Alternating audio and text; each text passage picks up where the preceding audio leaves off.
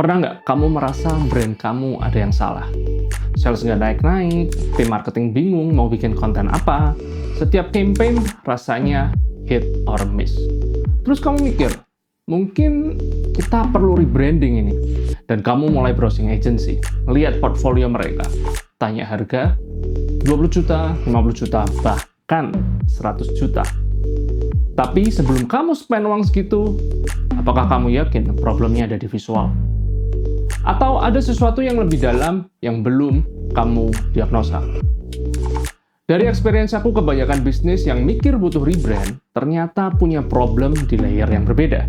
Dan rebrand tidak akan solve problem itu. Hari ini aku akan tunjukkan framework yang aku pakai untuk diagnosa problem kamu ada di layer mana dan solusi yang tepat apa. Sebelum kamu buang puluhan juta untuk solusi yang salah.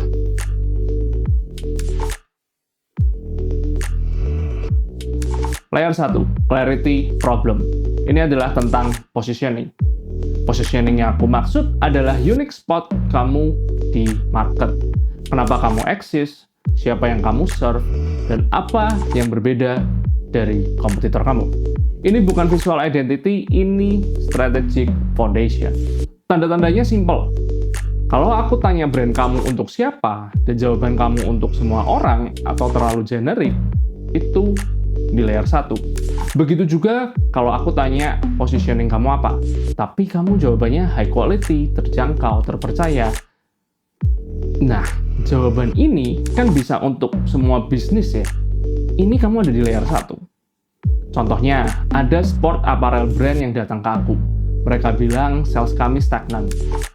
Kami butuh rebranding. Aku tanya, target customer-nya siapa? Mereka bilang untuk semua orang yang mau olahraga. Terus positioning-nya gimana? Kami itu jual yang high performance, stylish, dan affordable untuk semua orang. Ini 3 different customer segment dengan 3 needs yang berbeda. High performance itu untuk serious atlet, ya. Stylish itu untuk fashion buyer, sedangkan affordable untuk budget shopper. Kemudian apa yang terjadi di internal mereka? Marketing team struggling. Konten kita ini mau bikin untuk siapa? Atlet? Fashion people? Atau memang budget shopper? Karena tidak jelas, konten mereka jadi generic, product focus instead of story focus. Hasilnya, setelah update visual, sales naik di awal karena visualnya baru, tapi kembali stagnan lagi. Dan tim marketing masih belum tahu apa yang harus dibuat dan untuk siapa. Ini problem layer 1. Rebranding tidak akan solve ini, atau setidaknya belum. Yang dibutuhkan strategic clarity dulu. Siapa exactly yang kamu serve? Job apa yang customer kamu minta untuk kamu lakukan? Kenapa mereka harus pilih kamu dan bukan kompetitor kamu? Setelah kamu bisa jawab itu dengan jelas, dan visual identity tidak reflect positioning yang baru kamu rebrand. Tapi sequence-nya jelas ya, strategi dulu, baru visual. Kalau tidak, setiap visual yang kamu bikin, setiap campaign yang kamu launch, itu cuman educated guess. Tebak-tebakan berhadiah. Dan itu mahal.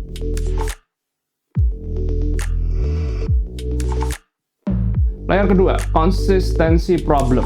Di sini strategi actually exists. Kamu punya positioning yang jelas, tapi execution-nya acak-adul.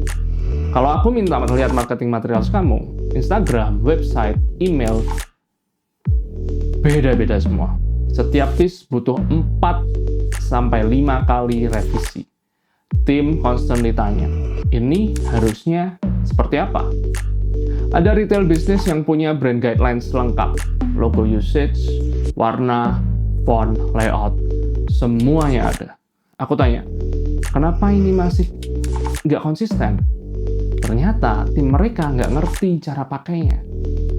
Aku lihat guideline mereka detail, tapi cuma show the what. Pakai warna apa, pakai font apa. Tidak explain the why, kenapa warna ini value apa yang mau dikomunikasikan. Tim cuma follow rules tanpa understanding. Hasilnya, Instagram post di awal minggu casual dan fun, post akhir minggu bisa jadi corporate dan formal. Email, somewhere in between. Same brand tapi dengan 3 personality yang berbeda. Brand equity-nya jadi diluted, audiensnya jadi bingung. Meskipun dengan visual yang sama. Gimana kamu tahu kamu ada di layer 2? Kalau kamu bisa state positioning kamu dengan jelas, tapi marketing materials kamu itu tidak konsisten. Nah, ini kamu ada di layer 2. Layer 2 tidak butuh rebranding. Brand identity kamu, it's fine. Positioning kamu jelas. Yang kamu butuhkan itu sistem, workflow, dan training. Clear workflow dari idea sampai publish. Decision frameworks, supaya tim bisa decide tanpa harus tanya setiap kali. Training tentang the why, bukan hanya the what. Dan yang paling penting, leadership harus enforce standard ini. Kalau leadership tidak enforce standard ini, kalau founder approve brand yang offer, kalau manager let it slide, ya tim akan belajar kalau guidelines itu cuma optional dan konsistensi otomatis akan mati. Sekarang kita masuk ke layer 3. Market problems. Ini layer di mana rebrand mungkin akan make sense, tapi setelah repositioning dan strategi dulu. Layer 3 itu adalah ketika market fundamentally shifted. Bukan kamu yang salah, marketnya yang gerak. Gimana kamu tahu ini layer 3? Ada tanda-tanda yang jelas. Pertama, kompetitor kamu minimal 20-30% bergerak ke arah yang baru. Bukan cuma tweaking kecil-kecil aja, tapi mereka majorly shifted. Kedua, industri trajectory-nya jelas berubah. Bisa karena teknologi baru, ekspektasi customer yang evolve, atau memang bisnis model baru yang masuk. Ketiga, even market leaders yang biasanya lambat berubah, mereka adapting. Contoh konkretnya ada di creative industry business. Adobe ini kan sudah merajai dan mendominasi selama puluhan tahun. Photoshop, Illustrator, semua orang pakai. Tapi apa yang terjadi? AI image generation jadi sangat bagus.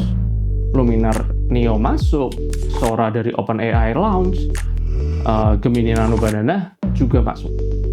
Tiba-tiba landscape-nya berubah total.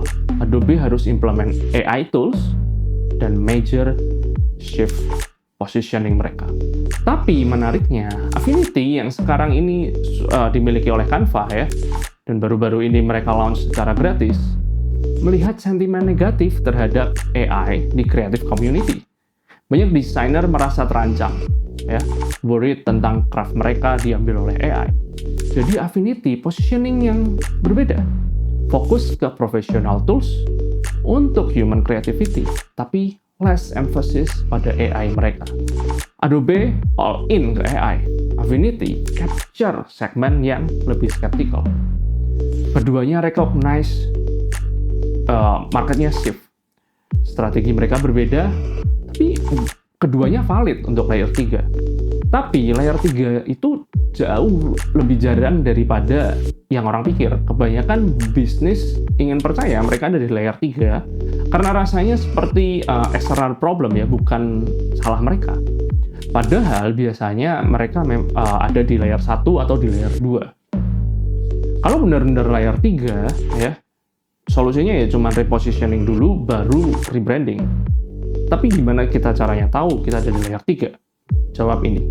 Gimana market berbeda sekarang? Positioning kita ada di mana? Di landscape yang baru. Strategi kita match dengan market yang shift atau kita mau go contrarian. Baru update visual untuk reflect pilihan strategis itu. Nah, sekarang gimana kamu tahu kamu ada di layer yang mana? Ya, ini quick test lah ya yang bisa kamu lakukan. Tanya diri kamu, bisa tidak aku clearly describe target audience aku? Bukan cuma demografik, tapi specific person dengan specific needs. Kalau jawabannya everyone atau terlalu generik, ini layer 1. Terus bisa tidak aku state positioning dalam satu kalimat yang jelas? Kalau jawabannya masih generik, seperti high quality, terjangkau, terpercaya, atau kamu masih tidak bisa jawab, ini kamu ada di layer 1. Tes layer 2. Kalau kamu bisa jawab layer 1 ya dengan jelas, ini kamu ada di layer 2. Ya, kemudian next step-nya adalah list 9 marketing materials terakhir. Konsisten atau tidak tone-nya, visualnya, messaging-nya.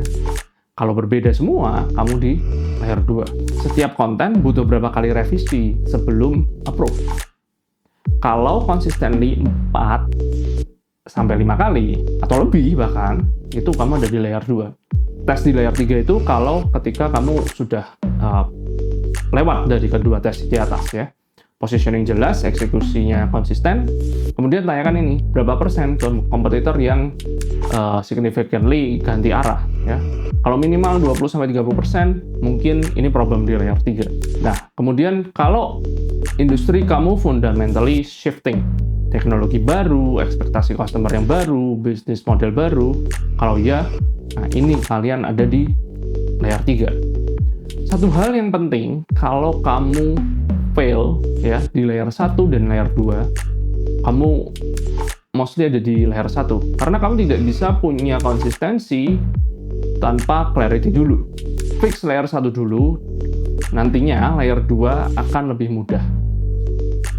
Sekarang aku ada case untuk ilustrasi. Ada F&B business ya, mereka bilang sales kami turun, kami butuh rebrand. Ketika ditanya target audiensnya mereka siapa, mereka describe ada 2 segmen yang totally berbeda. Segmen pertama, orang yang pakai tempat mereka untuk coworking ya, datangnya weekdays, butuh wifi, butuh colokan listrik, butuh service yang cepat gitu ya. Jadi priority-nya tentang cepat dan efisien. Sedangkan di segmen kedua, ada couples yang mau dating ya, malam-malam, weekend evening gitu, mau ambience yang cozy, terus willing juga untuk spend lebih dan stay lebih lama. Ketika aku tanya positioning kalian apa, mereka bilang tempat yang nyaman untuk produktif dan bersantai. Sedangkan produktif dan bersantai itu adalah 2 hal yang berlawanan. Dan ini terlihat di marketing mereka. Senin sampai Rabu mungkin posting tentang productivity ya, wifi-nya kencang, makanannya yang quick bites gitu.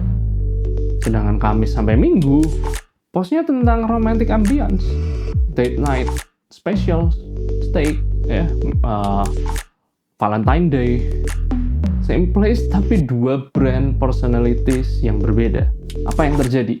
Kedua segmen ini confused. Coworking people datang expecting environment yang enak buat kerja. Tapi begitu lihat romantic lighting gitu ya, dan setupnya untuk dinner, mereka nggak butuh itu. Sedangkan dating couple yang expecting intimate, terus lihat orang-orang lagi meeting dengan laptop, ya semua orangnya nggak ada yang happy gitu. 2 segmen ini nggak ada yang happy. Kemudian salesnya ikut turun. Solusinya apa? Solusinya yang kita lakukan adalah kita lakukan brand foundation sprint. 2 hari intensif ya, kita kalkulasi segmen mana yang lebih valuable secara lifetime-nya. Kemudian mana yang lebih sering repeat dan margin mana yang lebih bagus. Kemudian kita putuskan positioning mana untuk segmen yang mana yang akan kita lanjutkan. Kemudian kita let go yang lain. Mereka akhirnya pilih coworking cafe. Higher frekuensi, marginnya lebih baik, lebih predictable secara revenue. Kemudian kita repositioning mereka sebagai your productive third space between home and office. Yang berubah, semua romantic dinner promotion kita hilangkan. Terus kita optimize space-nya untuk daytime ya. Better lighting, colokan outletnya lebih banyak, kemudian servisnya kita percepat, kemudian semua menunya fokus ke Grab and Go. Marketingnya jadi streamline, satu cerita, satu positioning. Hasilnya bisnisnya jadi lebih lean, lebih efisien. Tim tahu exactly siapa yang mereka serve. Revision rounds-nya jadi turun dari 5 sampai 6 kali jadi cuma 3 kali aja. Marketing tidak waste, budgetnya sekarang jadi lebih fokus kepada satu segmen market. Lesson-nya Eventually rebrand, iya betul, tapi setelah strateginya clear. Mereka kerjain foundation sprint-nya dulu, dapat clarity, kemudian implement. Lihat, it works, baru rebranding untuk reflect positioning baru mereka. Kalau rebrand dulu tanpa fix positioning, logo baru, warna baru, desain baru, tapi problem yang sama masih ada. Strategi dulu, baru visual kemudian. Selalu seperti itu. Dari ketiga layer ini, yang paling sering terjadi adalah layer 1 dan 2. Dan keduanya tidak bisa diselesaikan dengan rebrand. Layer 1 butuh strategic clarity, layer 2 butuh sistem, cuma layer 3, market shift ya, yang kemungkinan butuh rebrand. Tapi itu pun setelah repositioning secara strategi. Makanya penting untuk run diagnostic dulu. Aku sudah buat worksheet the 3 layer self-diagnostic. Ada 18 pertanyaan, take sekitar 10 menit, dan ini akan kasih tahu exactly kamu di layer mana dan solutionnya apa yang kamu butuhkan. Link ada di deskripsi, gratis, download aja, isi, dan kemudian kamu akan punya clarity ada di layer mana. Kalau setelah diagnostik kamu butuh bantuan, detail selengkap tentang Brand Foundation Sprint, Creative Team Accelerator, dan Monthly Creative Consulting ada di deskripsi. Rebranding bukan solusi untuk most problems. Diagnosa dulu, pahami kamu di layer mana, apply solusi yang tepat, and that's how you actually fix it. Aku Adrian, aku bantu bisnis Indonesia build creative independence lewat strategi, sistem, dan direction. So, see you guys in the next one. Bye.